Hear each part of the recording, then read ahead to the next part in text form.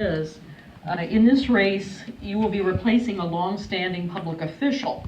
As you evaluate the county's infrastructure in its current state, what do you feel are the main issues that need addressed? And specifically, mention how you would address rapid decline of our county bridges.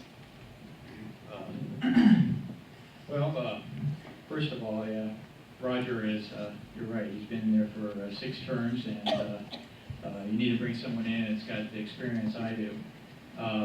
As far as the bridges, I was the bridge engineer here for 3 years. I know the bridges fairly well here, and that was one of the platforms I have, is to increase the maintenance of those bridges. I'd like to bring back the painting of bridges. I think they haven't done that since 2000, since I was last the bridge engineer. I would also do a lot of concrete sealing and power washing of the bridges to remove the salt and the dirt and grime.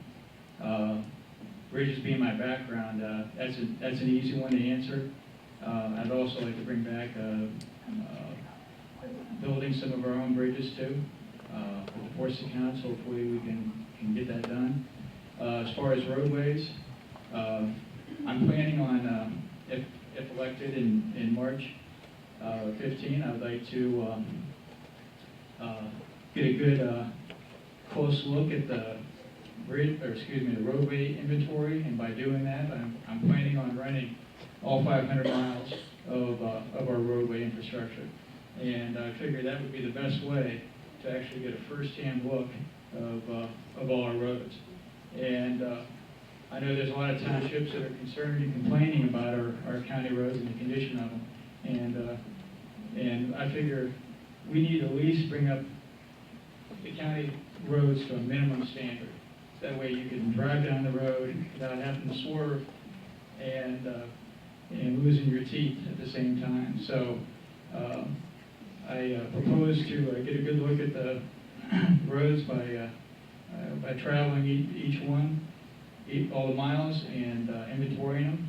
And then also we got to make sure we get the water off the roads. I'm going to be very quick on the doing a lot more berming and getting the water off the roads. Thank you. Mr. Benekos? Thank you. The first thing you need to do, in my opinion, is take a proper assessment of what the roads and bridges are. You know, where are you? What do you have? What condition are they in? And then develop a plan. You know, you develop a short-term plan, a 5-year plan, capital improvement plan, and then you work that out. But the biggest issue I think that we have is the funding. The funding levels, the income for the county engineer's office has maintained pretty level over the last several years. I saw the budget projections for next year. It's even a couple $100,000 less than it was this year.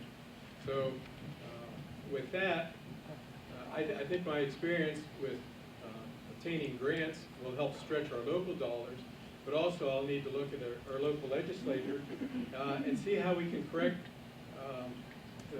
it appears to be an inconsistency or a detriment to the rural communities that they don't get the proper funding.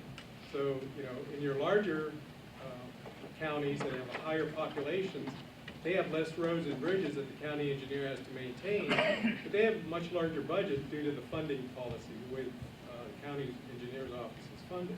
And the rural communities have more roads and bridges they have to maintain, but their funding levels are less.